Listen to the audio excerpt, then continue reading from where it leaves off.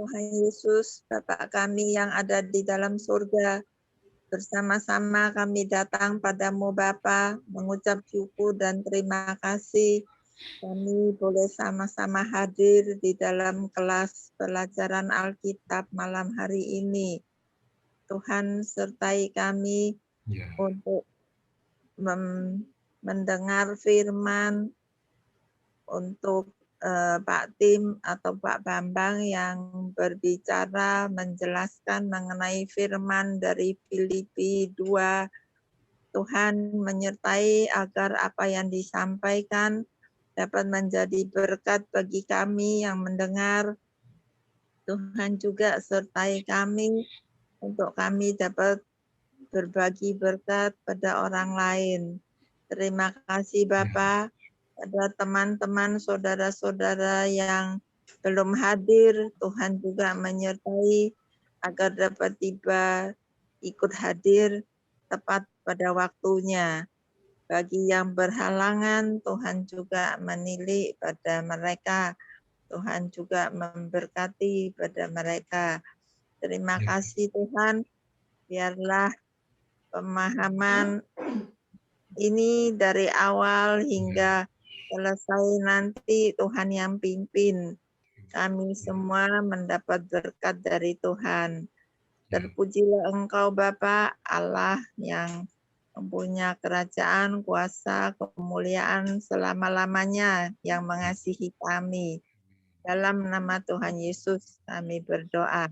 Haleluya. Amin. Ya, terima kasih Bu Yudhistia. Nah, malam hari ini Bapak Ibu Saudara melanjutkan Filipi pasal 2 ayat yang ke-12. Saudara ya, sampai dengan ayat yang ke-18. Nah, malam hari ini akan disampaikan oleh Pak Bambang. Silakan Pak.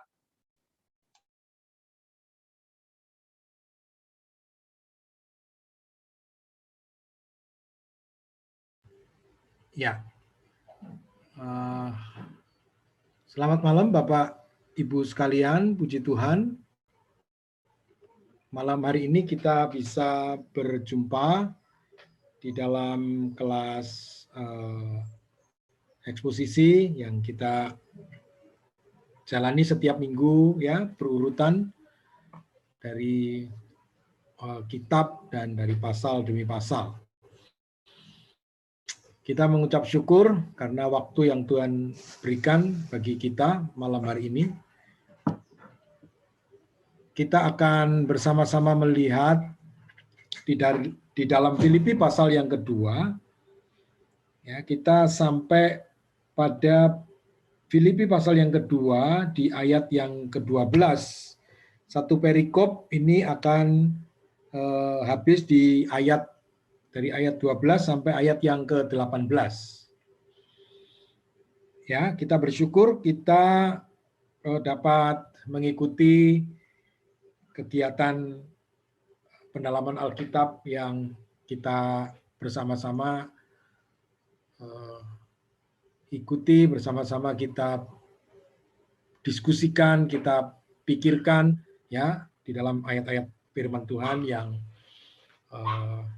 kita pelajari yang setiap minggu ya. Puji Tuhan. Kita menganut pepatah sedikit demi sedikit lama-lama menjadi bukit. Ya, walaupun mungkin satu perikop ya ada kata-kata yang cukup penting, ada kata-kata yang memberikan peneguhan bagi kita, penguatan bagi kita ya dari firman Allah yang kita pelajari bersama.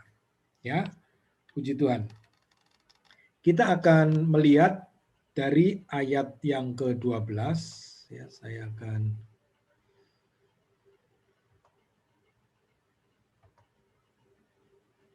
ini PowerPoint. Ya. Ya, saya beri judul seorang Kristen yang taat dan bersukacita. Seorang Kristen yang taat dan bersukacita. Ya. Nah, di dalam surat Filipi ini yang seperti yang sudah kita pelajari ya sampai di pasal 12 pasal 2 ayat yang ke-12 ini tema pusat ya, tema secara keseluruhan bisa diwakili dengan kata sukacita. Ya, beberapa penulis juga mengatakan judulnya di dalam tafsir surat Filipi ini dengan mengatakan sebagai surat sukacita. Ya. Tafsiran serinya Warren Wiersbe itu di kitab Filipi dikatakan sukacita dalam Kristus. Ya, sukacita dalam Kristus. Dan ini memang sebuah kata yang tidak hanya sekedar bersukacita, tetapi memiliki alasan yang sangat kuat, ya, sehingga orang Kristen itu dimampukan untuk bersukacita. Dan di balik kata sukacita itu adalah sebuah kata taat yang betul-betul dipahami, ketaatan yang betul-betul dijalani, ya, sehingga sukacita itu benar-benar menjadi bagian yang tidak akan bisa tergantikan di dalam ketaatan yang sungguh, di dalam iman yang kuat, ya, dengan kata ketaatan itu maka seorang Kristen akan memiliki kekuatan, ya, baik keteguhannya, baik imannya dan lain sebagainya itu, ya, semua tindakan-tindakan spiritual yang dilakukan dan pada akhirnya orang seperti ini akan mampu bersukacita, ya, pengharapannya dan lain sebagainya itu memang teguh. Nah, di dalam kekristenan kita harus melihat suatu proses. Ya, dalam kekristenan kita melihat suatu proses, di mana proses itu melibatkan pertobatan, ada iman di dalamnya, ada ketaatan, ada pelayanan, ada ketekunan. Ya, kalau diberikan tambahan-tambahan ya untuk memperlengkapi semua karakter kekristenan itu ada banyak yang harus dilibatkan di dalamnya. Ya. Nah, maka sebuah proses yang dijalani adalah sebuah pengalaman. Ya, pengalaman pertobatan, pengalaman iman, pengalaman ketaatan, pengalaman pelayanan, pengalaman ketekunan, ya, nah, pengalaman juga keselamatan yang diceritakan di dalam pasal 2 ini, bagaimana pengalaman keselamatan itu juga menjadi proses yang dinikmati dan dijalani dalam kehidupan sebagai seorang Kristen yang akan diberikan oleh Paulus supaya orang-orang di Filipi ini juga punya pengalaman proses itu, di mana kekristenan itu harus melibatkan banyak hal yang harus dipatuhi, yang harus ditaati, yang harus dipercaya, diimani dan lain sebagainya. Ya. Seorang bernama Oswald Chambers, ya, dia mengatakan begini, ya, berbicara tentang ketaatan dan ketekunan. Jika Anda memilih sendiri tempat Anda akan ditanam, maka Anda akan terbukti kelak tidak produktif, seperti buah kacang polong yang hampa. Namun, jika Anda mengizinkan Allah menanam Anda akan berbuah banyak. Ya. Jadi ini berbicara tentang ketaatan kepada Allah. Jadi apa yang terjadi adalah bagaimana bertekun mengikuti, mentaati kehendak Allah. Itu mungkin maksud Chambers adalah bagaimana kita ditempatkan, kita ditanam dan tekun di sana. Ya, kalau tidak ada ketekunan, pindah-pindah, sebuah biji itu tidak akan bisa tumbuh dengan baik. Ya, walaupun mungkin sudah muncul berakar, tetapi jika dipindah terlalu sering maka tidak akan dapat bertahan hidup. Ya, Maksudnya dicabut dari medianya, bukan dibawa sama potnya dipindah-pindah ya. Ya, begitu. Ya itu gambaran aja ya, metafora bagaimana orang harus tetap taat, tetap tekun di dalam proses ya, di dalam kehidupan imannya. Nah, kalau kita membaca di ayat yang ke-12 di dalam surat Filipi ya, maka kita akan menemukan sebuah kalimat yang diucapkan oleh Paulus, "Hai saudara-saudaraku yang kekasih, kamu senantiasa taat. Karena itu, tetaplah kerjakan keselamatanmu dengan takut dan gentar, bukan saja seperti waktu aku masih hadir, tetapi terlebih pula sekarang, waktu aku tidak hadir."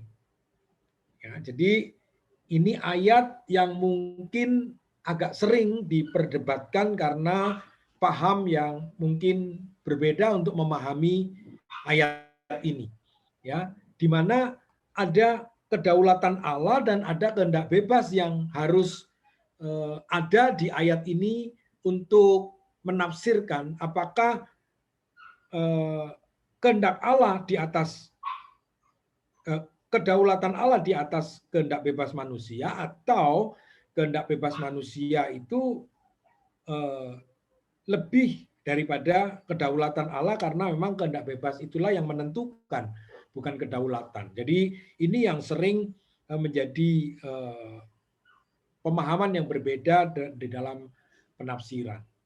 Ya, sehingga kata kerjakan itu menjadi bagian yang diperdebatkan ya, karena kerjakan keselamatanmu seperti itu.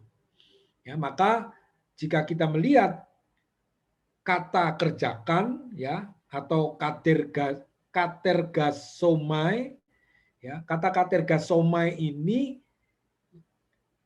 adalah sebenarnya memberikan pengertian, kerjakan ini adalah memberikan pengertian menyelesaikan apa yang sudah diberikan. Ya, dalam terjemahan bahasa Inggris dan kebanyakan hampir mengatakan kata kerjakan itu adalah work out. Ya, jadi kalimat yang di sana dikatakan continue to work out your salvation. Ya, diartikan katergasomai itu to bring to completion.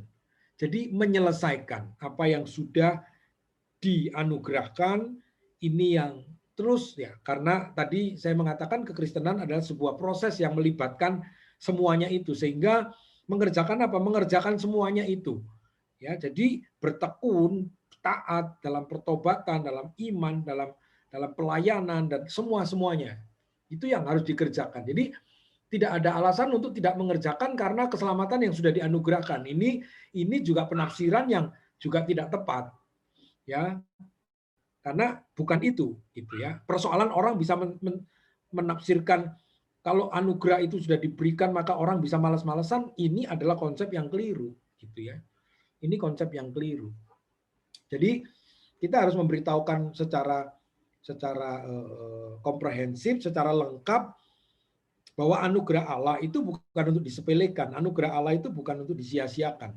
Tapi anugerah Allah itu harus dihormati sedemikian rupa, dihargai sedemikian rupa, sehingga Paulus mengatakan kerjakan. Ya, karena kamu itu sudah mendapatkan anugerah, kerjakan. Jadi selesaikan. Gitu, ya. Selama kita masih hidup, kalau kita sudah selesai di dunia ini ya selesai juga kata kerjakan itu, karena udah final, udah nggak bisa lagi. Jadi selesaikan. Ya. Nah, karena kalau kita mengambil satu ayat di dalam surat Roma ya yang saya tulis di bawah ini, Roma pasal 3 ayat 23 sampai 24 itu memberikan tekanan ya, nanti ada di surat Efesus juga, nanti ada di surat Kolose juga ya. Jadi Filipi ini tidak mungkin Paulus bermaksud berbeda. Nah, di dalam surat Roma dikatakan, karena semua orang telah berbuat dosa dan telah kehilangan kemuliaan Allah. Semua orang telah berdosa, telah berbuat dosa, dan telah kehilangan kemuliaan Allah. Maka disambung di ayat yang ke-24, dan oleh kasih karunia telah dibenarkan dengan cuma-cuma karena penebusan dalam Kristus Yesus. Disitulah anugerah, kasih karunia. Ya, karena apa? Karena oleh kasih karunia itu, kita ini yang berdosa, yang telah kehilangan kemuliaan Allah, dalam proses keselamatan itu dibenarkan dengan cuma-cuma. Lewat apa? Lewat penebusan dalam Kristus Yesus. Penebusan dalam Kristus Yesus diberikan, ya, kalau kita maju lagi di Roma pasal 5, seperti yang saya sudah sampaikan dalam khotbah minggu, yang mengatakan bahwa Kristus mati untuk kita ketika kita masih berdosa. Jadi bukan karena kita sudah siap untuk layak dibenarkan, baru dia mati untuk membenarkan kita. Tetapi saat kita berdosa, saat kita tidak layak, maka Yesus itu mati untuk kita, ya, dan menyelamatkan kita, menebus kita.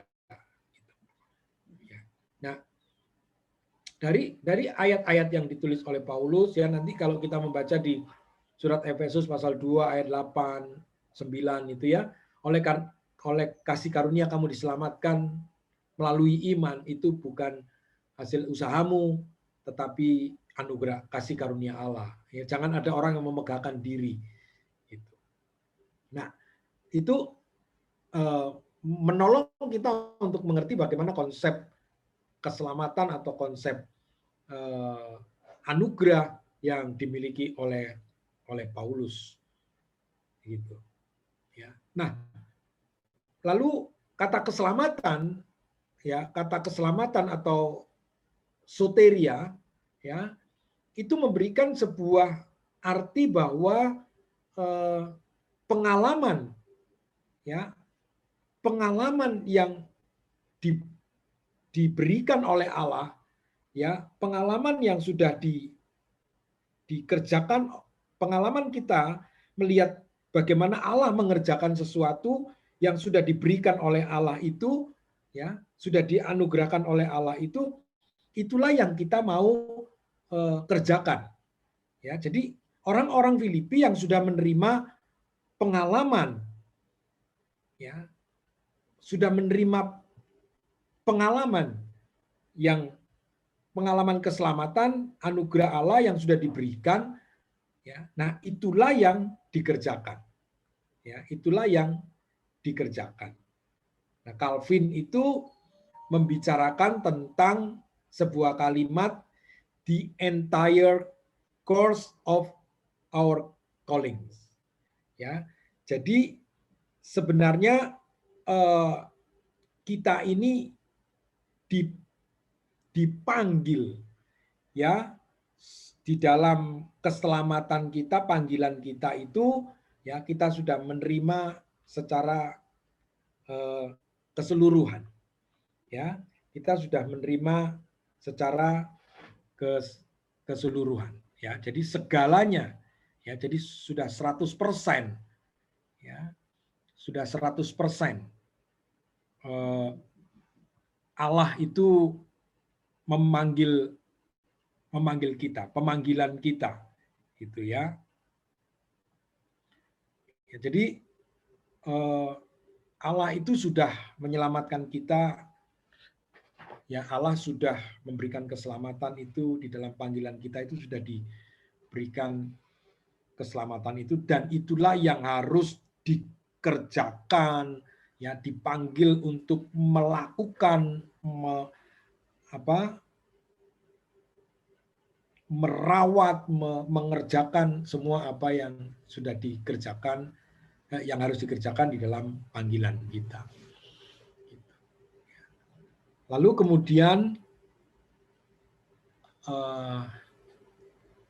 di ayat yang ke-13, ya, di ayat yang ke-13, ya, di situ dikatakan karena Allah lah yang mengerjakan di dalam kamu baik kemauan maupun pekerjaan menurut kerelaannya.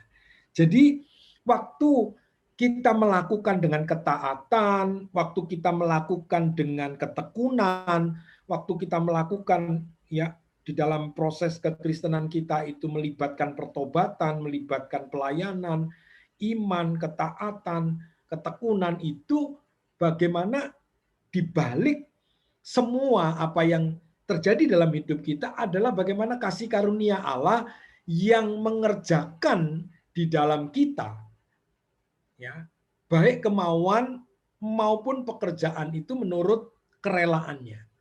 Jadi anugerah yang sudah diberikan, dianugerahkan, itu akan menolong orang-orang percaya. Sehingga orang-orang Filipi dikatakan kerjakan. Ya, kerjakan tetapi jangan pernah ragu-ragu, jangan takut, jangan khawatir, jangan gentar. Karena apa?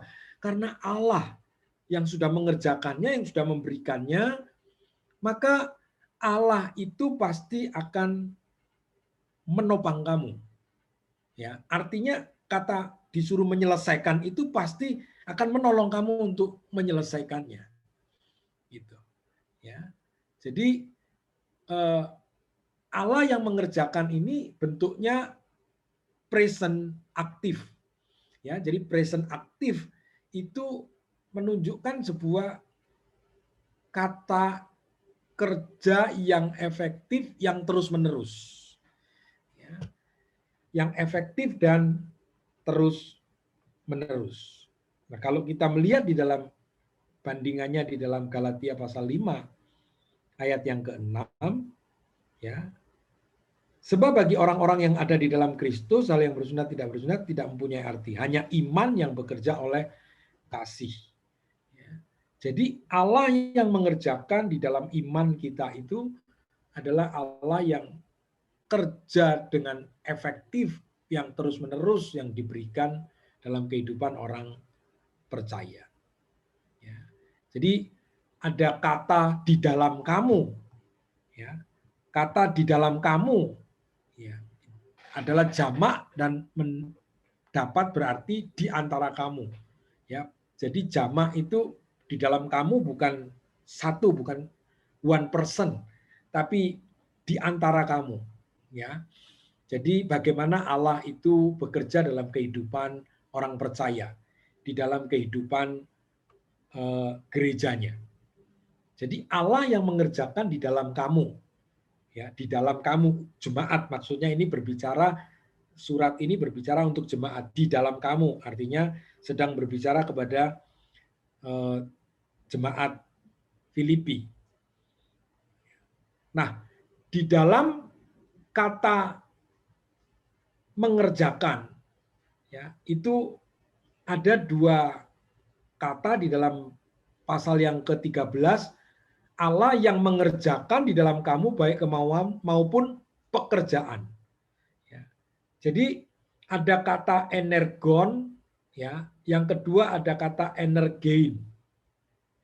Nah, jadi di dalam mengerjakan keselamatan itu bagaimana Allah yang memberikan energi. Ya, Allah yang memberikan energi. Ya, jadi Allah itu menjadi the one energizing, ya, the one energizing. Jadi Allah itu satu-satunya yang memberikan energi bagi gerejanya, bagi orang percaya itu untuk dapat melakukan atau dapat menyelesaikan dan dapat mengerjakan keselamatan itu. Gitu, ya. Jadi sudah dianugerahkan keselamatan dan ditopang dengan kemampuan dan kemauan itu didorong, ya, diberikan energi oleh Allah, ya, yang akan memberikan kita kekuatan, memberikan kemampuan. Jadi Allah itu tidak memberikan lalu dia tinggalkan lalu kita dengan sendirinya bekerja sendiri tanpa tuntunannya, tanpa pertolongannya. Sebab itu maka betul bahwa Roh Kudus itu dimeteraikan dalam hidup kita adalah sebagai bukti bahwa Allah itu tidak meninggalkan kita, ya.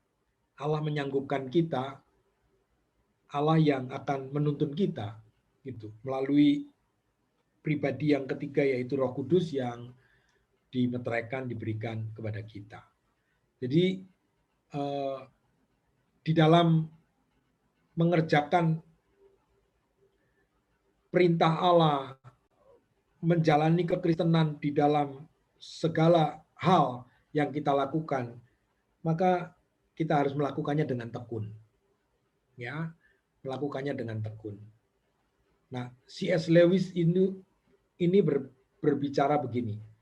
Ya, berbahagialah seorang petani yang pergi mengerjakan sawahnya supaya dapat memberikan makanan kepada yang lapar. Atau seorang ilmuwan yang mencoba atau berupaya menemukan pengobatan yang berguna untuk menyelamatkan beribu-ribu nyawa. Bila Kristus datang, si petani tidak akan menuai tuaiannya. Si ilmuwan tidak berhasil dalam pencariannya. Hal tersebut tidak menjadi masalah. Yang penting mereka berada dalam tugasnya masing-masing ketika sang pemeriksa datang. Nah, jadi kerjakan keselamatanmu dengan taat, dengan penuh sukacita. Itu bukan karena kita ingin meraih sesuatu dengan harapan kekuatan kita memampukan. Tidak. Ya. Tetapi melakukan dengan taat, dengan sukacita itu karena kita tahu bahwa Allah sudah menyediakannya bagi kita.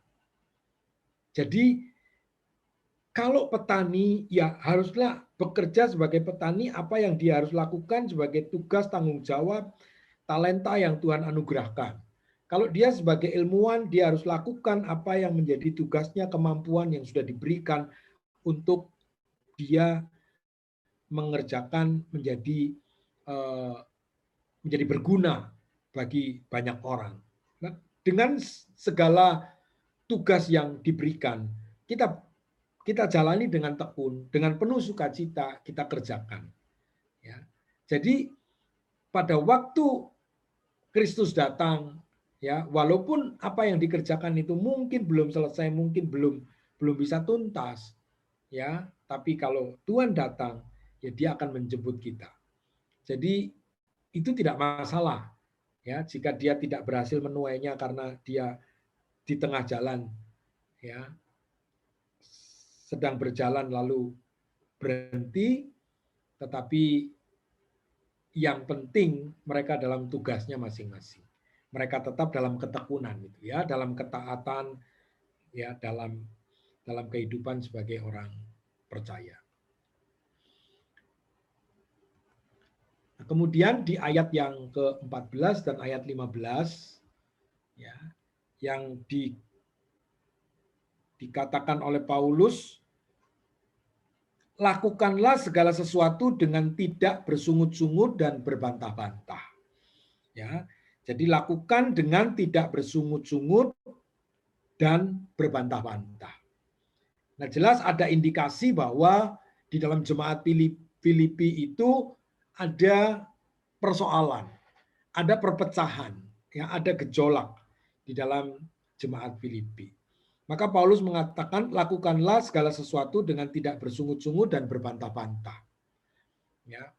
Nah, ditafsirkan memang ya di ayat 14 sampai 17 di pasal yang pertama, ya ada pemimpin Kristen yang saling cemburu, begitu ya. Itu yang sudah kita pelajari. Lalu nanti di pasal 4 ayat 2 dan 3 ya, ada dua perempuan yang berperang satu sama lain. Ya, karena ada kalimat yang disampaikan tentang Sintike dan Eudia, ya. Kalau kita baca di pasal 2 sampai pasal 4 ayat 2 sampai 3, Eudia kunasehati dan Sintike kunasehati supaya sehati sepikir dalam Tuhan. Bahkan kuminta kepadamu Sunsugos temanku yang setia, tolonglah mereka karena mereka telah berjuang dengan aku dalam pekabaran Injil, ya bersama-sama dengan Clemens dan kawan-kawanku sekerja yang lain yang nama-namanya tercantum dalam kitab kehidupan. Ya, jadi ada dua orang di dalam jemaat Filipi yang bernama Eudia dan Sintike. Ini yang kemungkinan ya. Jadi ributnya mereka sebagai pelayan Tuhan, ya, sebagai orang-orang yang seharusnya melayani Tuhan. Lalu kemungkinan ya ada pihak guru-guru palsu, ya, apakah itu juga menjadi sumber masalah perpecahan, ya. Jadi naskah Filipi ini tidak menentukan ya apakah Paulus, orang Kristen lainnya atau orang-orang kafir adalah objek gerutunya. Jadi mereka ribut itu apa yang menjadi persoalan itu tidak dijelaskan dalam surat Filipi ini. Ya, apakah karena Paulus, apakah karena orang Kristen yang lain atau orang-orang kafir ya yang ada hidup di masa atau di sekitar gereja di Filipi. Nah, di ayat yang ke-15, ya,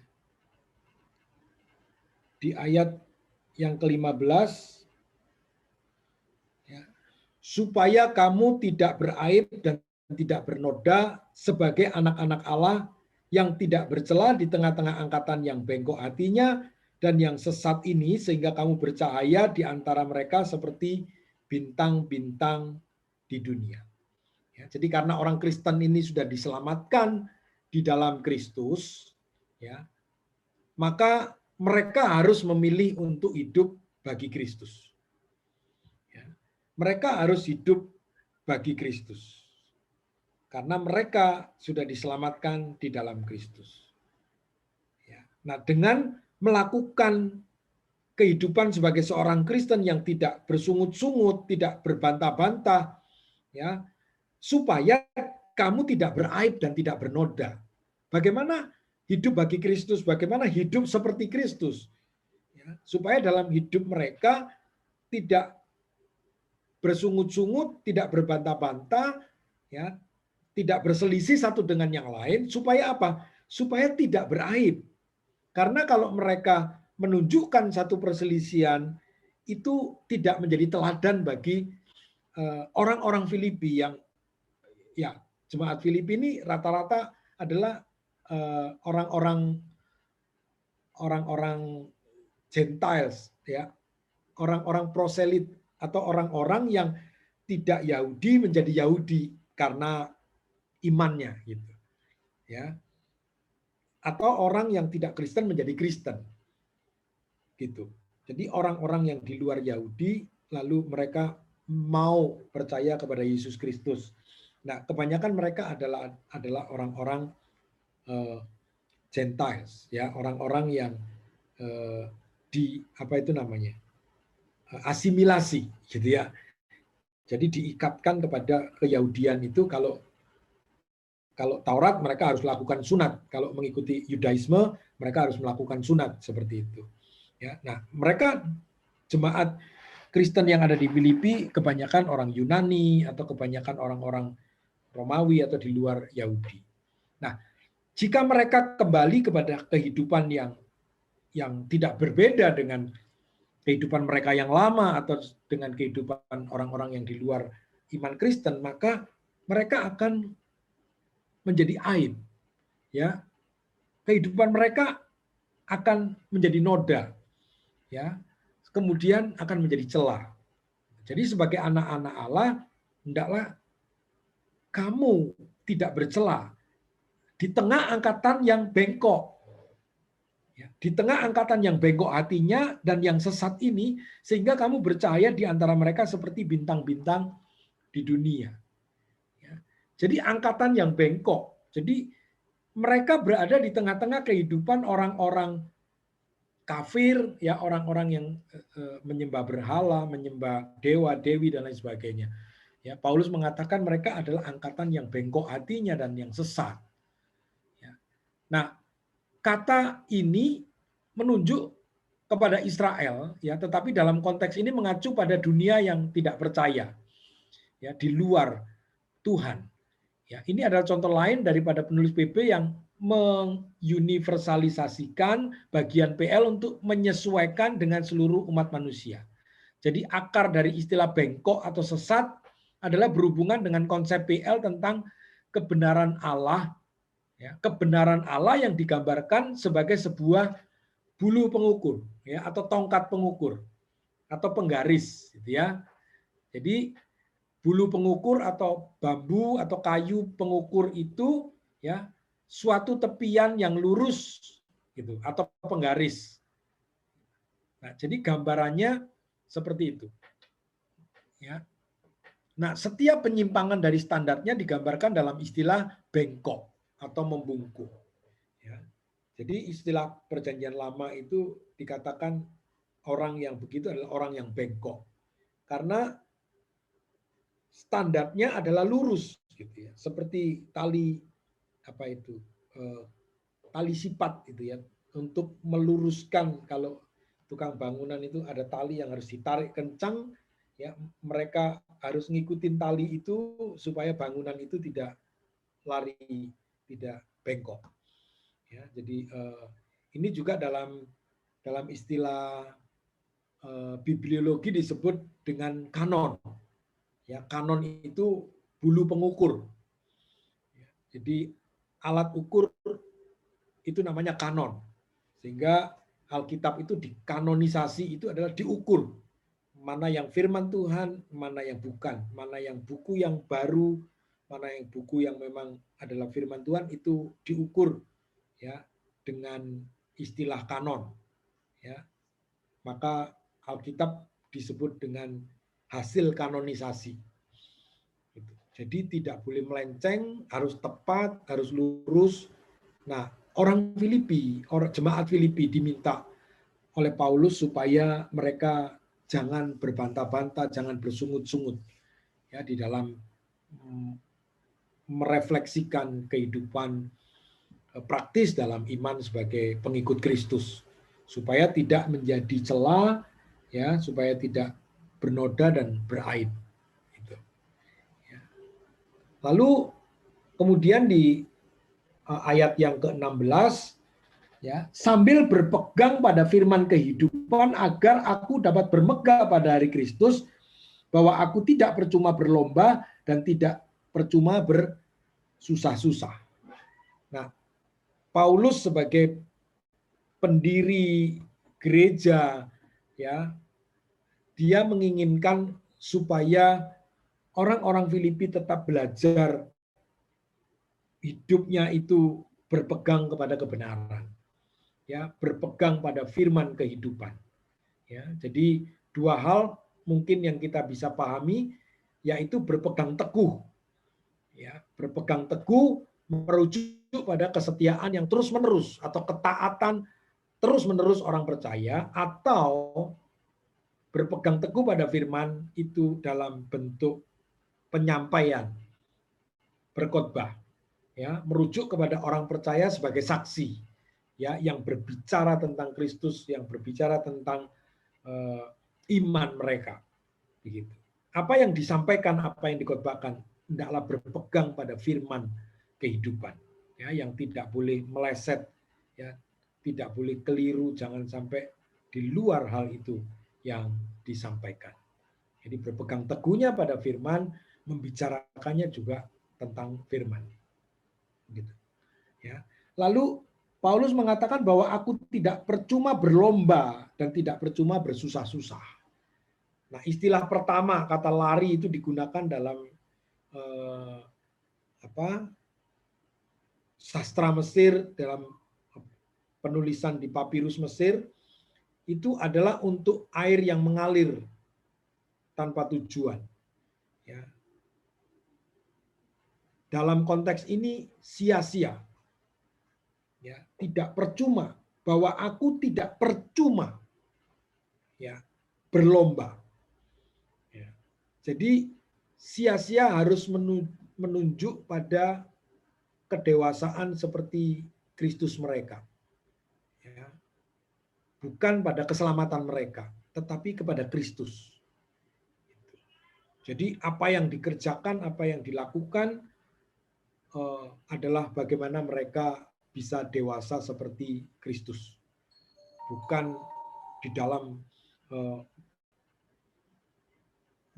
melakukan itu, berlomba itu, melakukan supaya diselamatkan itu. Jadi konteksnya adalah bagaimana mereka harus hidup seperti Kristus, penekanannya di sana.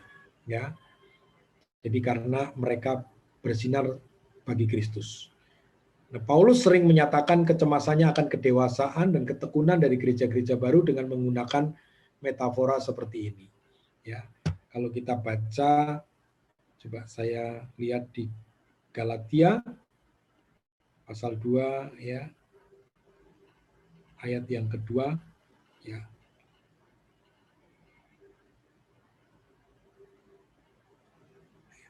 Aku pergi berdasarkan suatu penyataan. Dan kepada mereka aku bentangkan Injil yang kuberitakan di antara bangsa-bangsa bukan Yahudi. Dalam percakapan tersendiri kepada mereka yang terpandang, supaya jangan dengan percuma aku berusaha atau lelah berusaha. Ya. Jadi kecemasannya itu disampaikan dengan supaya jangan dengan percuma. Supaya aku tidak percuma aku melakukannya bagi Kristus. Ya. Jadi untuk mendewasakan, untuk mengajar, untuk apa, disampaikan kecemasannya, jangan sampai aku ini menjadi percuma. Ya. Maka taatlah, maka ikutilah teladan Kristus, ikutilah teladanku, supaya aku tidak sia-sia, supaya aku tidak percuma, kata Paulus. Lalu di ayat yang ke-17, yang dikatakan ayat yang ke-17,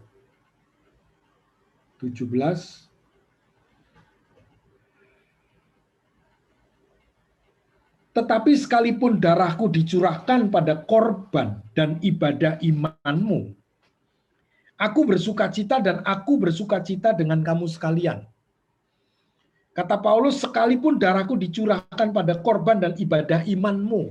Ya, jadi Paulus ini sedang ingin menyampaikan, kalaupun darahku itu dicurahkan pada korban dan ibadahmu, gitu ya. Kalau mungkin berkenan, ini kan hanya sebagai sebuah kata hiperbola, ya, hiperbol yang disampaikan, kalaupun darahku ini dicurahkan bersama dengan korban yang kau persembahkan dalam ibadah imanmu itu, aku juga tidak masalah, aku tetap bersukacita seandainya aku harus berkorban sedemikian. Jadi Paulus memandang dirinya sendiri sebagai suatu korban atas nama iman orang Filipi, ya, yaitu bangsa-bangsa non-Yahudi. Nah, Paulus menunjuk pada pelayanannya sebagai korban beberapa kali. Ya, jadi pelayanan yang dilakukan sebagai korban yang dilakukan. Ya, kalau belum cukup, kalau harus darahku itu yang dicurahkan di atas korbanmu, di atas ibadah imanmu, itu aku tetap bersukacita. Ya, aku bersukacita dan aku bersukacita dengan kamu sekalian. Ya, menunjukkan betapa kerelaan Paulus dan ikatan emosional sebagai bapak dan anak, sebagai pemimpin dan umat, itu bagaimana Paulus begitu kuat, begitu erat, begitu dekat dengan orang-orang yang ada di Filipi. Sehingga korban yang diberikan itu bukan hanya korban yang sepele, yang hanya ringan atau kecil, tetapi Paulus mengungkapkan seluruh hidupnya itu untuk jemaat yang ada di Filipi. Nah, pada korban dan ibadah imanmu, Paulus melihat hidup dan pelayanannya sebagai korban kepada Allah. Ya, jadi ia mempersembahkan bangsa-bangsa lain kepada Allah. Ya, jadi pelayanannya adalah sebuah sebagai korban kepada Allah. Jadi apa yang dia korbankan kepada Allah adalah bangsa-bangsa lain yang dipersembahkan sebagai korban kepada Allah. Ya. Lalu ayat Ya, slide-nya udah habis. Lalu ayat yang ke-8, ayat yang ke-18, ya, ayat yang ke-18 mengatakan, dan kamu juga harus bersukacita demikian, dan bersukacitalah dengan aku. Ya, jadi Paulus meminta supaya paradigma berpikir orang-orang Filipi di dalam beriman kepada Kristus adalah melihat Kristus. Bagaimana mereka melayani, bagaimana mereka beribadah adalah melihat paling tidak teladan Paulus, ya, atau berpusat kepada Kristus. Ini yang Paulus minta supaya orang Filipi tetap bisa taat dan kuat, bukan karena kemampuannya, tapi bagaimana Allah yang mengerjakan di dalam kamu baik kemauan, baik kehendak menurut kerelaannya. Jadi Allah yang menopang, kita bisa taat, orang percaya bisa taat, orang percaya bisa tekun, ya, dalam proses yang dijalani sebagai orang Kristen, dan bisa bersukacita. Ya, kalau konsep ketaatannya, ketekunannya itu tidak berdasar pada firman kehidupan, tidak pada firman kebenaran, maka tidak dapat dimengerti dengan baik, maka sulit orang Kristen itu bisa bersukacita. Ya, dalam arti yang sukacita yang sesungguhnya, ya. Jadi sukacitanya itu bukan temporer, ya. Kalau mengalami yang enak, yang baik, yang bagus, yang menyenangkan, itu bisa bersukacita. Tapi kalau muncul yang sebaliknya, tidak bisa bersukacita. Nah, itu menjadi satu pergumulan, ya. Itu menjadi satu pergumulan. Jadi saya pun tidak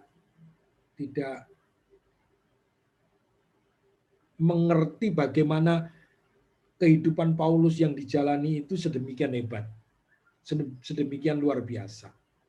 Ya, kalau kita lihat kehidupannya, sama sekali tidak ada dasar untuk bersukacita, sama sekali tidak ada dasar. Tetapi yang menjadi sebuah refleksi bagi kita adalah bagaimana dia di dalam kehidupannya sampai pada akhir hidupnya, ya, dia tetap percaya melayani dengan sungguh-sungguh dan menyerahkan hidupnya dengan kalimat-kalimat yang luar biasa. Ya, dia benar-benar menjadi teladan karena terbukti bahwa dalam kehidupannya apa yang dikatakan, apa yang disampaikan, dan apa yang ditinggalkan jejaknya dalam imannya itu betul-betul luar biasa. Ya, seperti Yesus yang terhukum dan yang kita bahas dengan 7 perkataan salib itu kan menunjukkan perbedaannya bagaimana dia terhukum itu karena kehendak Allah dengan orang yang merasa bahwa kalau dia tidak bersalah dan dihukum itu berbeda. Kalau dia merasa bahwa saya ini orang tidak bersalah tetapi kenapa saya dihukum? Wah, itu bisa muncul kalimat yang mungkin tidak sama dengan 7 perkataan salib. Tetapi karena Yesus tahu, mengerti sekali untuk apa dia naik di atas kayu salib, karena dia menjalani ketaatannya kepada Bapaknya, maka ucapan-ucapan yang sudah kita bersama-sama renungkan itu muncul. Nah, Paulus juga begitu, ya. Di dalam kesulitannya, di dalam pelayanannya yang mungkin difitnah dan lain sebagainya, mengalami kesulitan, kata-kata ajakan motivasi yang muncul dari hidupnya, aku tetap bersukacita. Hendaklah kamu bersukacita, ya. Kamu harus bersukacita sedemikian, ya, dan bersukacitalah dengan aku. Ya. Dan itulah yang menjadi pembelajaran bagi kita malam hari ini dari Filipi pasal 2 ayat 12 sampai ayat yang ke-18. Selanjutnya saya serahkan kepada Pak Tim. Ya, terima kasih Pak Bambang untuk pemaparan materinya. Nah, Bapak Ibu, yang menjadi pertanyaan banyak orang kiranya terjawab ya malam hari ini, yaitu kerjakan keselamatanmu. Memang ini di mana saya, Pak Bambang ya, mengajar, mesti kalau bahas keselamatan selalu ini yang ditanyakan. ya. Karena memang ada salah satu pengakuan iman dari gereja, Bapak Ibu ya, tidak saya sebut nama gerejanya, itu ditulis terus terang memang ayat ini. Jadi bunyinya adalah keselamatan harus dikerjakan. Kalau nggak dikerjakan, nggak jadi selamat. Nah gitu isinya, saudara-saudara. Tapi malam hari ini sudah dijelaskan, maksudnya bukan sana ya, maksudnya bukan itu. Nah maksudnya apa? Di situ tadi sudah dijelaskan, kerjakan itu, saudara, artinya taat. Makanya ayat di atasnya, saudara-saudara, kamu senantiasa taat gitu ya. Jadi artinya kerjakan keselamatan itu adalah hidup dalam ketaatan yang merupakan proses tadi, saudara-saudara, yang terus-menerus. Ya, tapi jangan khawatir mengatakan tidak sanggup. Karena Allah tadi, firman Tuhan tadi mengatakan Allah yang memberikan energi, ya, Allah yang memberikan energi, Allah yang memberikan kekuatan untuk kita bisa taat, saudara, melakukan firman Tuhan. Nah, setelah diselamatkan, karena Allah yang mengerjakan itu dalam hidup kita, maka kita harus hidup bagi Kristus. Hidup seperti apa? Ayat 16 tadi ya, jelas ya, di tengah angkatan yang bengkok, saudara-saudara ya, dengan hidup terus berpegang pada kebenaran dan lain sebagainya. Nah, itu yang sudah dijelaskan pada malam hari ini. Nah, sekarang dipersilakan Bapak Ibu Saudara yang akan bertanya atau berdiskusi, saudara, untuk hal ini. Apakah masih ada yang kurang jelas soal keselamatan harus dikerjakan, saudara ya?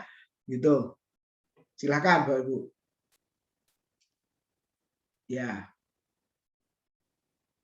Sesuai judulnya, orang Kristen yang taat dan bersukacita. Jadi kalau taat, ya, diberi kekuatan, kemampuan oleh Tuhan, dan bisa menjalaninya, itulah sukacita sejati yang kita alami. Ya, oke, silakan Bapak Ibu.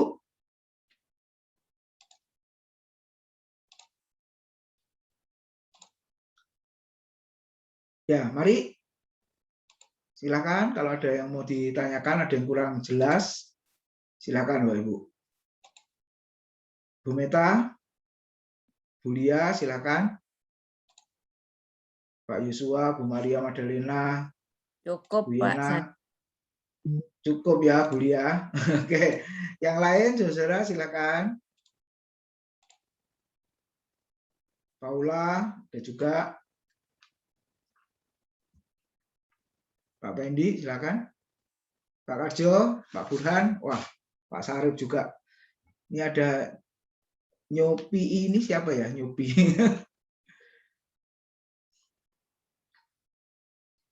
Ya, Pak Haryono, silakan. Pak Budi.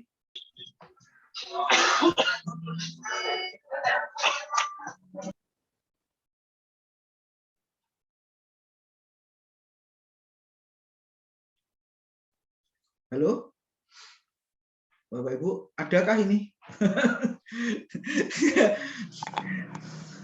Ya, selamat malam, Ya, Pak. ya, Bu Mita, yuk silakan. Ya, jadi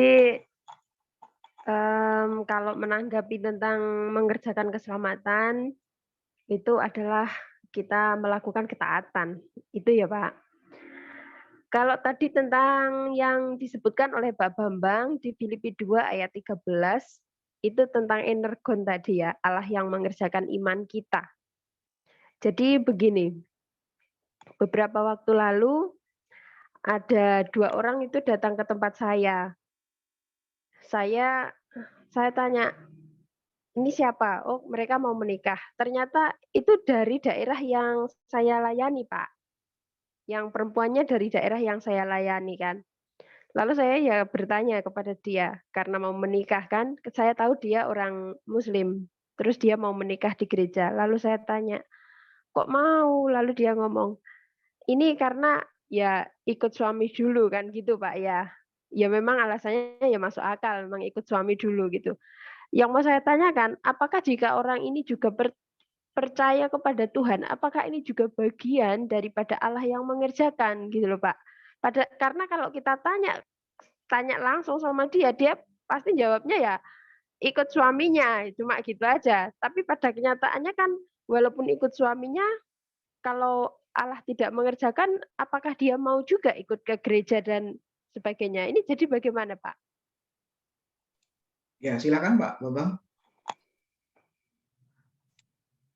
Ya. Ya, untuk menjawab pertanyaan Bu Meta ini tidak bisa dijawab seketika ini ya. Kalau orang mau datang ke gereja kan apalagi soal pernikahan itu kan saya tuh sudah punya banyak pengalaman dimodusin gitu ya. Jadi modusnya itu, waduh saya ini ya karena ya tadi itu jelas kalimatnya yang sederhana ya karena saya ikut suami gitu ya. Tapi kita juga tidak tahu. Nah, bisa tahunya ya nanti proses itu berjalan. Apakah dia betul-betul adalah orang yang memang akan mengikut Kristus, belajar tentang Kristus dan lain sebagainya gitu. Ya, jadi pertanyaan ini sulit ya. Saya tahu orangnya saja, saya berhadapan dengan orangnya saya tidak tahu modusnya kok. Ya, apakah dia benar apa enggak begitu. Nah, cuman kan pernikahan ya mungkin di masing-masing gereja atau masing-masing denominasi punya regulasi sendiri-sendiri ya, punya ketentuan sendiri-sendiri begitu. Nah, kalau yang ditanyakan Bu Meta saya nggak berani menjawab. Dari mananya saya bisa menjawab apakah dia adalah imannya itu dikerjakan, sedangkan alasannya saja karena menikah ikut suami begitu. Ya, dari alasannya saja seperti itu gitu. Ya. Ya, jadi saya tidak bisa menjawab karena saya bukan orang yang bisa menerawang Bu Meta. Iya Pak, baik. Ya, Jadi, oke. cuma yang saya lihat gini Pak, pada dasarnya memang Ya. kalau di daerah tempat yang khusus tempat pelayanan saya itu, memang jemaat yang saya layani hanya beberapa orang, tetapi di akhir tahun ini ternyata banyak ini anak-anak muda ini menjadi orang Kristen. Ada 3 atau 4 Pak, ini anak-anak muda yang khusus dari daerah itu, begitu loh Pak. Oh, Jadi ya. apakah ini bagian dari Allah yang mengerjakan atau saya juga dimodusin karena pernikahan itu tadi? Makanya saya Ya, juga ya. berpikir, ini kalau Allah ataukah Allah yang mengerjakan ataukah saya yang dimodusin mereka mau numpang nikah Iya, aja gitu. iya itu. Iya. Jadi cerdik dan tulus itu mungkin harus dijalankan bareng-bareng. Ya, jadi kalau trennya pernikahan yang mungkin agak agak mudah ya, persyaratannya agak mudah apa-apa pasti ya digerutuk banyak orang, tapi belakangan ya nggak tahu. Mungkin gitu. Ya. Jadi ya Bu Meta yang tahu lingkungannya dan trennya lagi apa, kalau orang datang itu seperti apa, apalagi mau menikah dan lain sebagainya begitu. Ya hanya mungkin dimanfaatkan saja gereja ya bisa. Ya. Kalau kalau soal Allah yang mengerjakan dan bukan Allah itu bukan bukan artinya bukan jangkauan kita untuk kita memahaminya. Artinya untuk mengadjust apakah ini betul-betul ini ya. Kita kan hanya bisa melihat yang kasat mata saja, lalu pelayanannya yang diminta dalam bentuk apa.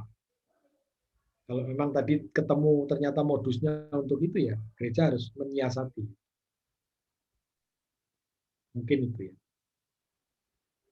Iya Pak, tapi bisa jadi juga Allah yang mengerjakan Pak ya.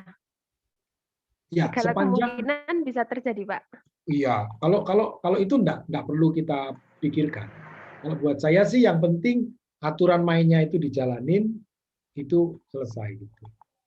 Ya. Kan kemarin kemarin minggu juga kemarin minggu ada 2 orang datang dan dia minta dibaptis gitu. Saya bilang baptisan itu gampang. Ya, saya Muslim Pak, oke. Kalau baptisan itu gampang, dicemplungin selesai gitu. Tapi mengerti dengan baik apakah itu baptisan lalu iman Kristen itu apa sehingga dia ambil komitmen itu bagian kita gitu. Buat saya sih begitu. Ya. Jadi aturan mainnya yang sudah kita tetapkan itu harus kita jalani gitu. Ya. Jadi Jadi jangan mentang-mentang, Pak saya mau baptis sekarang karena saya bertobat gitu. Itu ya, oh Pak orang dibaptis kok enggak dicemplungin aja, ini kan begitu ya. Jangan-jangan nanti kalau nggak mau dia balik jadi, nah itu apa urusannya kalau dia nggak mau dibaptis sekarang lalu dia nggak mau jadi Kristen? Jadi apa yang, nah kalau seandainya begitu ya. Jadi harus ada proses yang kita perlu jalani gitu ya. Gitu. Ya kecuali Baik, Pak. kecuali kalau sudah di tempat tidur di ICU lalu Pak saya mau bertobat, saya minta dibaptis gitu. Nah itu kecuali. Ya, lalu kita teguhkan imannya, ya ada baptis bisa lewat lewat air seperti dipercik itu ya, tapi bukan. Nah itu kan bisa kita lakukan. Tapi sepanjang waktu yang bisa di prepare dengan baik, lalu tiba-tiba minta itu apa maksudnya kan itu. Mungkin itu ya. Ya, Pak. Iya, Pak. Terima kasih. Terima kasih. Ya, ya. Kan perlu waktu, saudara. Kalau mau diberkati kan mesti itu apa? Ada surat baptisannya juga kan untuk ngurus ke surat catatan sipil dan lain sebagainya. Memang tidak secepat itu. Nah, di Kediri juga ada yang begitu, tapi memang modus, saudara. Jadi setelah dibaptis cepat, lalu pernikahan diberkati cepat, ternyata kembali lagi, saudara. Akhirnya yang perempuan ini yang dari gereja atau sebaliknya itu ya, akhirnya ya sudah dengan penuh penyesalan, saudara.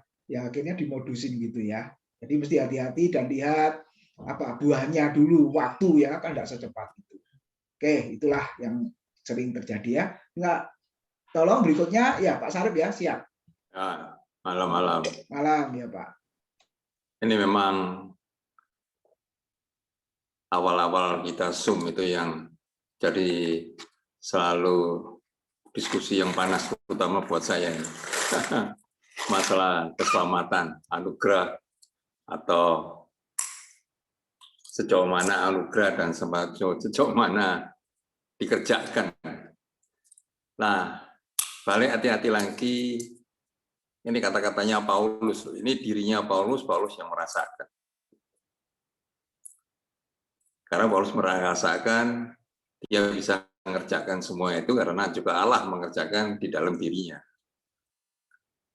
Nah, tadi ada pertanyaan juga dari Ibu Sopa itu, hati-hati kata-kata memakai Allah bekerja. Sangat sulit kita ngelihat Allah bekerja betul atau enggak pada diri orang lain. Karena yang tahu persis Allah bekerja tidak bekerja itu adalah di diri masing-masing. Ya tahu? Ini yang sangat penting sekali. Karena ini yang juga dari dulu jadi pergumulan saya sampai saya tanya, kalau iman kita di level 1 sampai 100 dinilai itu sejauh mana kita dianggap sudah mengerjakan, kasarnya itu.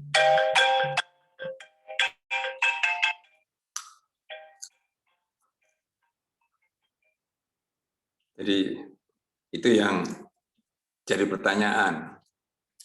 Memang kita mesti memahamin semua rasul-rasul di sini mengatakan ini berdasarkan apa yang dia rasakan di dalam diri mereka. Makanya bisa bayangin aja Paulus itu dalam keadaan begitu selalu dia berkata bersukacita. Saya percaya itu karena dia sudah betul-betul jadi anaknya Tuhan, ketemu Tuhan dan percaya betul. Ya, dia merasa apa yang dilakukan ini sesuatu pengorbanan dia kepada Tuhan, melaksanakan perintah Tuhan dengan kesungguhan hati dengan segala cara.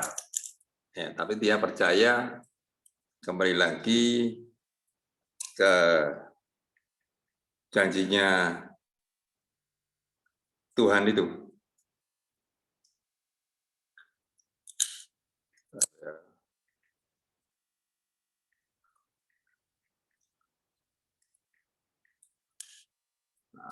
Nah, intinya di situ. Jadi kembali lagi, ini semua sebagai kalau menurut saya, tolong dipakai sebagai kita merefleksikan, merasakan di diri kita sejauh mana ya bisa dibilang kita mengerjakan, dibilang kita ketaatan kita, samalah itu. Kalau taat itu yang berarti ngerjakan apa yang diminta, ya toh. Dan memang saya percaya kalau kita sungguh-sungguh mencoba menjalankan, pasti Tuhan akan bantu. Kalau Tuhan tidak bantu, agak sulit gitu, apalagi zaman seperti sekarang ini. Totally sulit sekali. Sangat sulit. Jadi makanya juga saya minta ke teman-teman, ke gembala, mari saling kita berdoakan supaya betul-betul Tuhan ini membantu kita. Karena di zaman sekarang berkali-kali saya katakan sangat sulit untuk menjalankan ajaran Tuhan ini dengan baik. Itu yang ingin saya sharingkan sebagai bahan renungan kita masing-masing. Terima kasih. Ya, terima kasih Pak Syarif buat responnya. Ya, memang sulit Bapak Ibu ya, tapi penghiburan tadi yang firman Tuhan katakan, kan Allah yang memberi kemampuan itu ya, ada istilah energon tadi, energi tadi itu loh. Nah, itu yang menjadi apa istilahnya sukacita kita ya untuk bisa menjalaninya. Ya, walaupun sedikit, tapi kalau kita lakukan, ya kan pasti Tuhan berkenan untuk itu. Oke, silakan yang lain Bapak Ibu, masih ada waktu.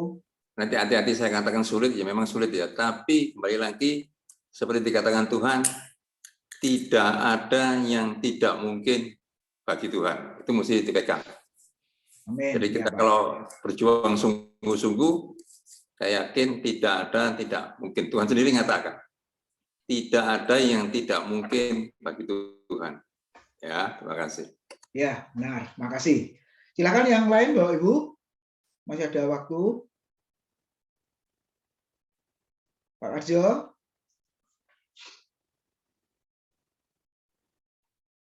Sudah siap kelihatannya.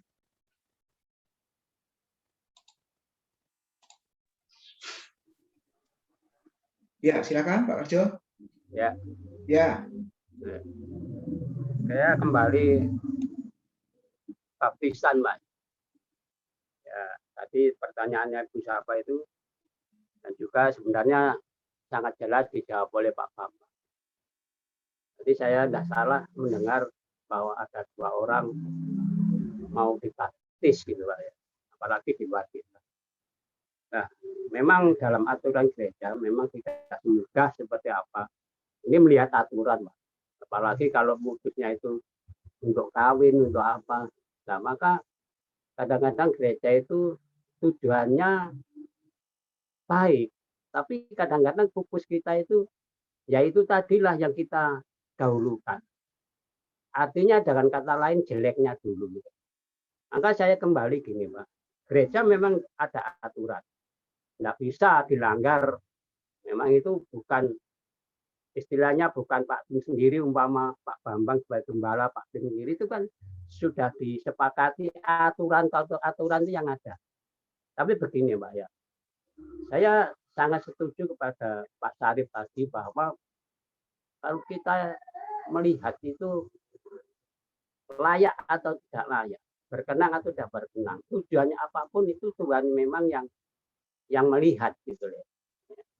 Sehingga tadi Pak Bambang ditanya secara jelas bagaimana untuk menjawab orang itu modus atau tidak, dia tidak bisa mengatakan. Gitu ya. Nah, bagi saya memang gini, Pak. Sekarang ini apalagi tema kita ini kan untuk memenangkan jiwa. Lah puji Tuhan kalau ada orang yang datang sendiri mau dibaptis. Saya pikir itu tidak terlalu sulit. Karena memenangkan jiwa itu sangat sulit. Yang memang kita bukan target ya harus membawa orang bisa dibaptis, tetapi ukurannya bagaimana sebetulnya tidak ukuran sudah itu, Pak. Jadi ya itu tadi saya bilang kalau orang yang mau dibaptis yang mengerti itu dirinya sendiri, tujuannya baik atau enggak itu diri sendiri, terutama juga Tuhan. Nah, bagi saya, ya saya hanya saran saja karena gereja memang ada aturannya, kita tidak ambil waktu bagaimana, tapi memang kalau gereja-gereja itu biasanya harus kata sesi ada beri pelajaran sampai beberapa supaya lebih paham apa artinya baptis ya kan gitu. Nah, kalau kita melihat di dalam yaitu orang-orang seperti orang-orang dulu, kalau kita mundur di dalam pertobatan Paulus ini bertobat itu bertemu Tuhan secara sendiri. Ya. Kemudian kalau kita melihat di dalam ayat tadi itu, dia itu kan sakit mata. Kemudian sakit mata, Ananias disuruh menyembuhkan. Dan tidak berapa lama, kalau kita lihat di situ hanya 3 hari dibaptis. Ya, saya tidak tahu. Itu kalau kita lihat di situ dibaptis. Nah, memang itu yang terlihat memang Paulus bertobat. Nah, yang tidak kita lihat pikiran-pikiran kita kan, iyalah kalau seperti Paulus itu bagian Tuhan saya pikir. Jadi ya kita bisa mempertimbangkan masalah itu dan sekali lagi memang gereja ada aturan, kalau tidak ada aturan ya bagaimana. Tapi di sisi yang lain kita ya jadi itu tadi Pak, puji Tuhan kalau ada orang yang minta dibaptis ya baptis sajalah dengan cara gereja gitu loh. Jadi kita tidak bisa perlu pikiran yang macam-macam gitu loh. Dan juga kalau kita ingat orang sida-sida atau apa baptis itu ya. Pada waktu itu di kereta itu ada air, dia sanggup dibaptis malah di situ juga gitu. Ya, perkembangannya ya kalau kita tahu bahwa kita ini yang menabur ya. Ya, tetapi kita itu yang menanam, tapi yang memberi pertumbuhan kan Tuhan. Jadi masalah motivasi seperti itu yang memang perlu kita harus cerdik ya. Cerdik itu ya juga ada ketulusan. Kalau kita ini cerdik tidak ada ketulusan, seringkali dipuji orang. Tapi kalau cerdik dong tidak ada ketulusan, itu nipu orang, sebaliknya begitu. Ya, jadi ini 2 kata ini memang harus dilakukan. Cerdiknya kayak apa? Cerdik seperti ular. Orang Tuhan katakan ular itu walaupun begitu cerdik. Apa buktinya? Wong manusia itu sudah jelas-jelas tidak boleh makan buah itu, ditangkap sebetulnya itu. Tapi karena cerdiknya ular, wah kamu sekali-kali tidak apa-apa. Makan kamu melihat matamu dan kamu akan menjadi seperti Allah. Nah itu yang direspon oleh manusia seperti itu. Ya saya pikir ya itu tadi cerdik harus dipakai. Tetapi harus ada ketulusan. Itu tadi, Pak. Kalau tulus toh dipuji orang, benar, dipuji orang. Tapi kalau cerdik toh sebaliknya orang itu yang nipu gitu. Ya, saya enggak sampai panjang situ, tapi ya Pak Tim, Pak Bambang bisa memikirkan sendiri bagaimana pertimbangan kalau orang mau dibaptis ya. Saya pikir bagi saya enggak masalah urusannya perkara nanti dibuat gini. Ya itu terserah, itu pikiran itu terutama dia sendiri yang tahu. Yang kedua adalah yang pertama Tuhan, dia yang keduanya dia sendiri. Ya saya sekali lagi memang gereja ada aturan.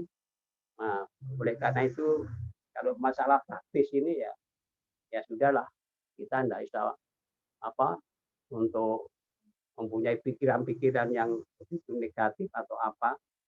Tapi puji Tuhan kalau memang ada, apalagi dari di luar kita ya. mau dibaptis. Mbak, kalau saya puji Tuhan, Mbak. Ya benar. Karena sesuai dengan tema ini loh.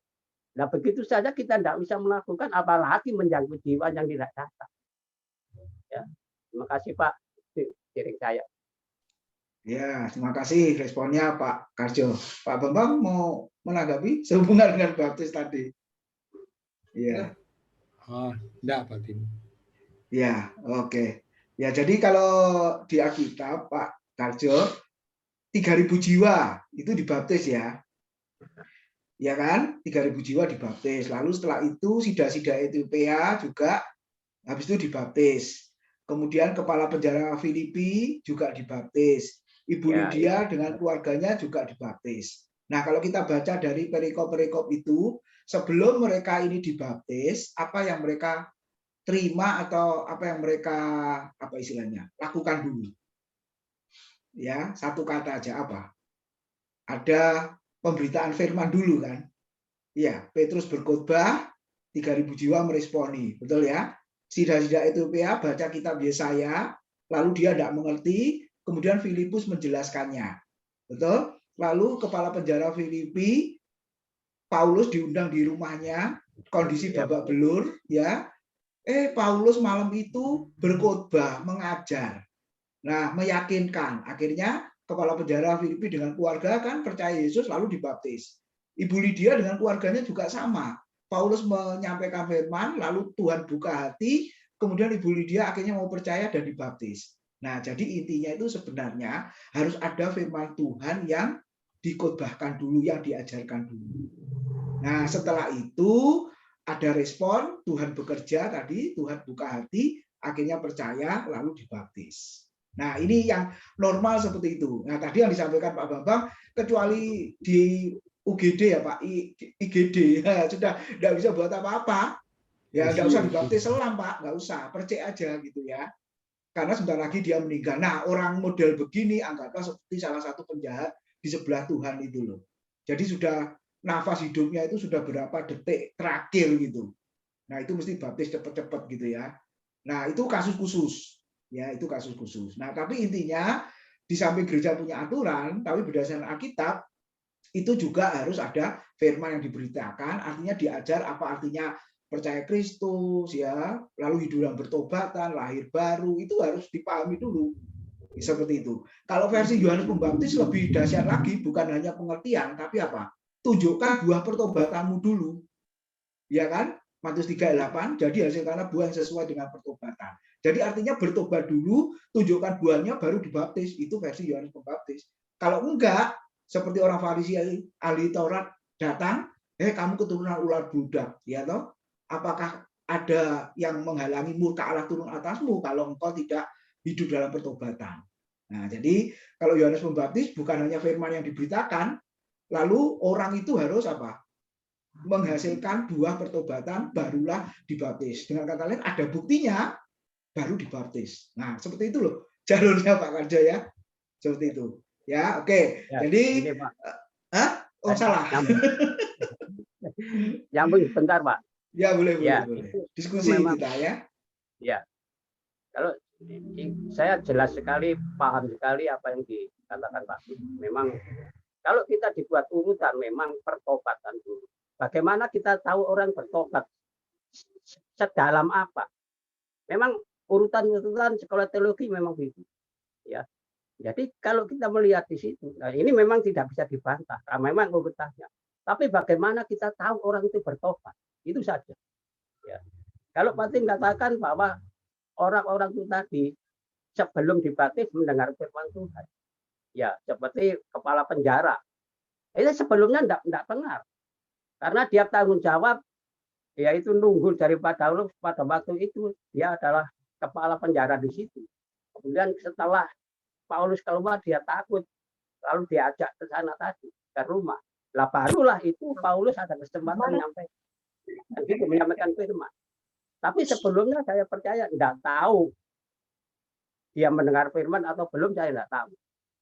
Tapi di dalam hal ini Pak, jadi makanya saya bilang kata tadi itu kan itu aturan gereja. Ya makanya sebelum dia itu dibaptis, kan diberi pelajaran dulu. Ya, diberi firman dulu. Kan ini tidak balik-balik. Saya pikir itu tidak balik-balik, sama saja lah. Ya. Karena sebenarnya orang yang belum tahu firman ya, kadang umpamanya agama lain. Saya pikir tidak tahu lah, tidak tahu daripada firman Kristus itu tidak tahu. Apakah orang itu ditanya dulu, apakah kamu sudah mendengar firman? Baru kita berani membaptis. Kan gitu, Pak. Ya ini satu urutan memang tidak bisa dibantah kalau bertobat dulu. Kalau diberi pelajaran firman dulu lalu dibaptis. Ya saya tidak bisa membantah itu. Tapi ukurannya bagaimana kita melihat orang bertobat itu. Ya, secara logikanya itu bagaimana? Itu kan pandangan daripada mata kita sendiri. Menilai secara lahiriah. Tetapi secara jasmani ya, lahiriahnya kita tidak tahu. Kan gitu. Nah, jadi ya saya paham sekali, makanya saya singgung tadi bahwa gereja ada aturan. Ini tidak bisa ditawar, tidak bisa. Kalau itu dilanggar, ini namanya melanggar peraturan. Ya. Tapi kalau penjelasan Pak Tim tadi ya memang seperti Kristus satu berkhotbah sama 5.000 orang, dia bertobat minta dibaptis di dalam Kisah Rasul itu. Tapi Petrus sebelumnya dia itu memang gencar. Artinya kebangkitan Tuhan Yesus, kematian Yesus itu sudah dikhotbahkan di situ.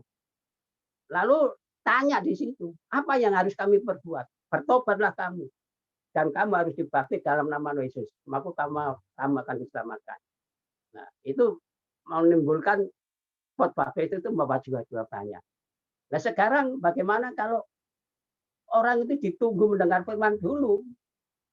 Sedang kalau agama lain atau orang yang belum punya agama, tidak pernah mendengar firman, apa kita tidak mau membaptis atau sebaliknya tidak berani? Ya, terima kasih Pak, mungkin itu bisa dikembangkan. Ya, terima kasih Pak Karjo.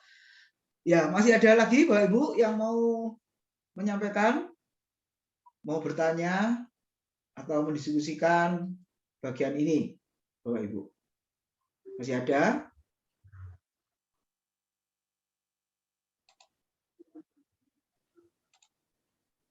Ya, kalau sudah cukup. Pak Tim. Oh ya. Sedikit Pak Tim.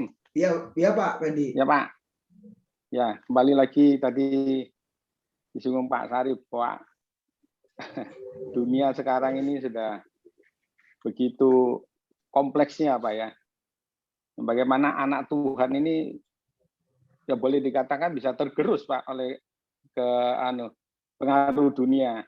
Dan ya Paulus di ayat 15 itu tetap mengingatkan bagaimana kita harus menjadi terang ya Pak ya, seperti bintang-bintang di langit. Nah, tantangan itu kita hadapi di luar orang Kristen, kita dapat tantangan. Dan di dalam gereja pun, orang Kristen pun kita juga menghadapi tantangan, Pak.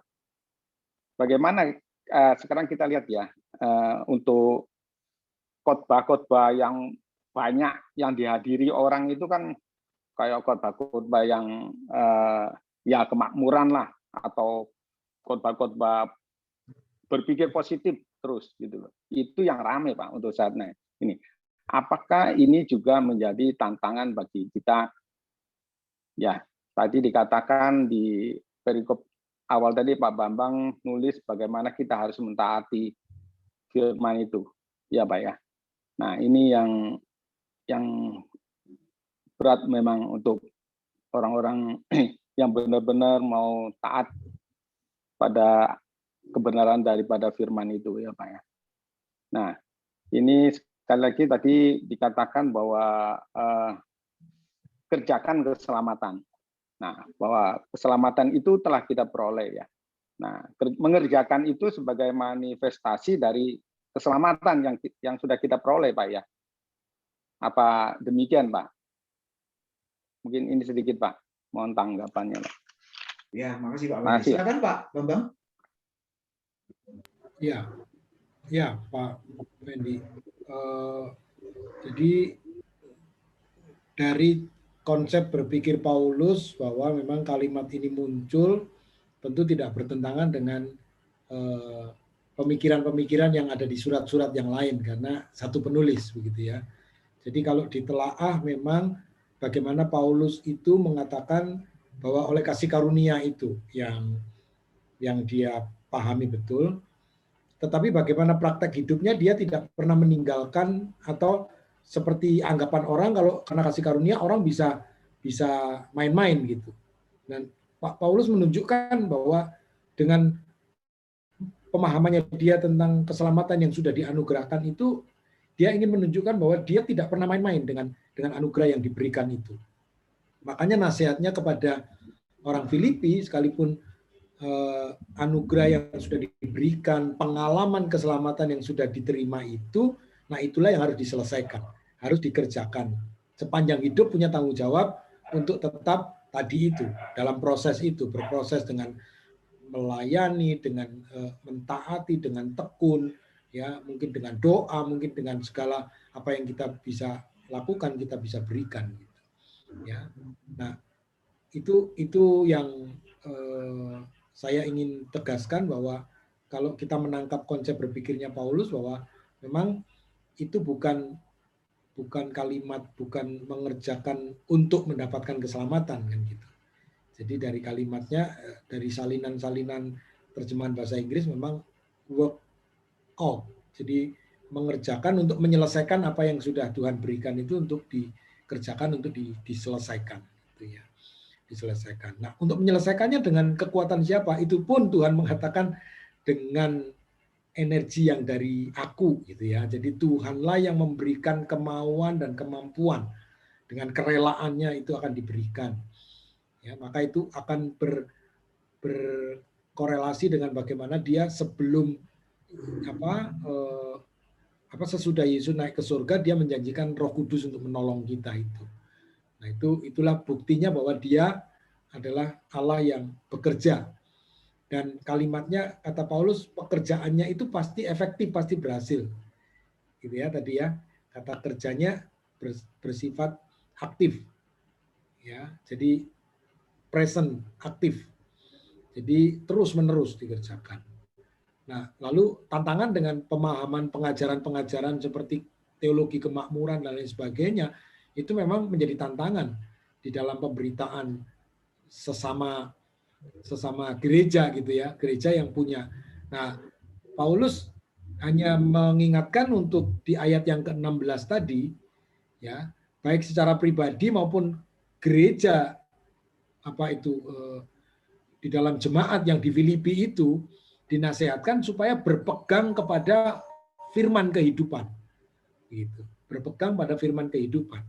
Jadi secara tertulis dia orang Filipi harus berpegang kepada firman, ya firman yang tertulis itu Alkitab atau kitab, tetapi firman kehidupan secara personal adalah bagaimana kita meneladani Yesus itu.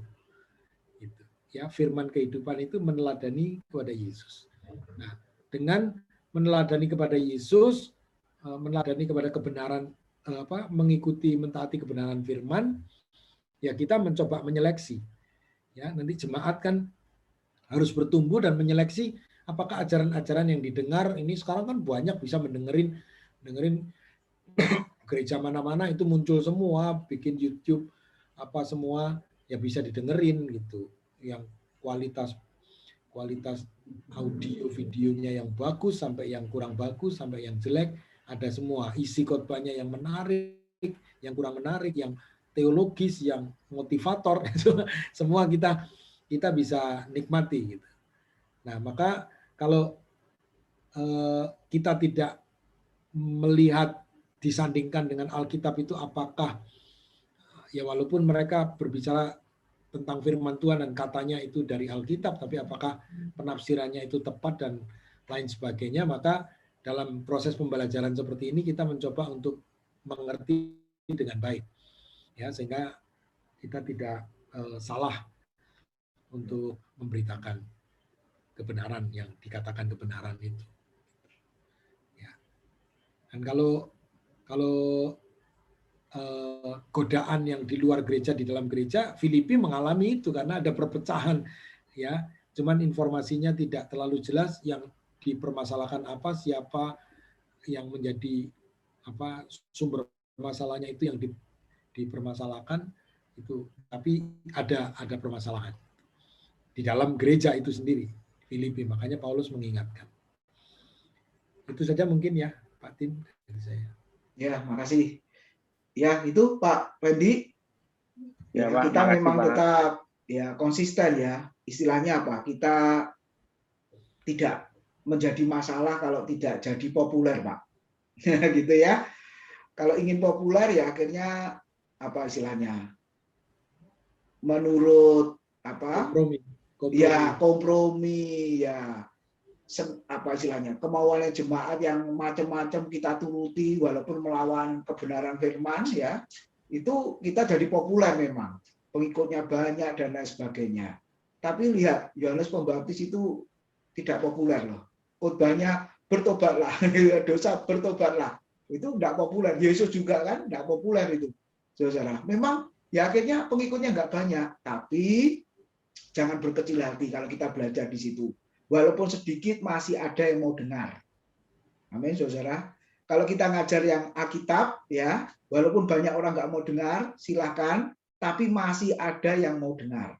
Nah, seperti pada malam hari ini, Bapak Ibu, kelas Bible Study eksposisi itu kan nggak populer. Mungkin bagi gereja itu yang lain berkata, apa kok ngajak mikir, jemaat sudah pusing menghadapi kerjaan, malamnya suruh mikir lagi firman Tuhan. Mungkin begitu, saudara. Tapi puji Tuhan, saya senang sekali, walaupun tidak banyak, tapi Bapak Ibu Saudara masih bertekun untuk belajar eksposisi ya setiap hari Selasa. Nah, kiranya Tuhan pasti memperhitungkan, dan yang terpenting, saudara, iman kita pasti bertumbuh ya, karena firman Tuhan yang diberitakan. Puji Tuhan. Kalau masih ada, silakan, Bapak Ibu, satu lagi. Kalau masih ada. Ya, ini ada Ibu Medi, si Hombing ini, dari jauh ini. Ibu, ya.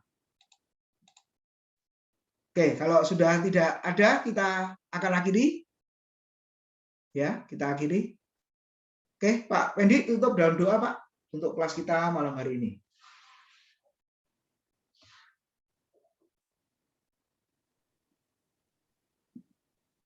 Mari kita tundukkan kepala, kita berdoa. Bapa kami yang ada dalam surga, segala puji syukur dan terima kasih sekali lagi kami kembalikan kepada Tuhan. Kalau jika malam hari ini kembali kami boleh bersama-sama belajar akan firman-Mu khususnya di dalam Filipi 2 ini ya Bapa. Kiranya terus Tuhan memampukan kami melalui kuasa Roh Kudus-Mu, biarlah setiap pendalaman Alkitab ini boleh kami ikuti dengan baik di dalam pertolongan daripada Roh Kudus-Mu ya Bapa. Di dalam keterbatasan, kekurangan, kelemahan yang ada pada setiap kami tak percaya Tuhan yang akan memperlengkapi kami semuanya. Ya Bapa, kami bersyukur sekali lagi Tuhan untuk pendalaman Alkitab pada malam hari ini yang boleh kami ikuti sampai selesai dalam pertolongan dan anugerah-Mu ya Bapa. Kami juga berdoa untuk hamba-Mu, Bapak Pendeta Bambang yang telah Tuhan pakai menjadi saluran berkat firman-Mu pada malam hari ini. Terus Tuhan memberkati keberadaan hamba-Mu ini, semakin hari Tuhan pakai untuk menjadi berkat bagi banyak orang ya Bapa. Memberkati juga Pak Tim yang telah menolong kami pada malam hari ini, dan setiap kami yang boleh hadir pada malam hari ini, Tuhan telah memberkati kami. Kami bersyukur sekali lagi ya Tuhan. Dan tiba saatnya juga Tuhan, kami akan berpisah satu sama dengan yang lain. Kiranya Tuhan terus memberkati kami di dalam tali kasih-Mu. Kami boleh bertemu kembali di PA minggu yang akan datang ya Bapa. Terima kasih, ini doa dan syukur kami yang kami naikkan hanya di dalam nama Tuhan kami Yesus Kristus. Haleluya. Amin.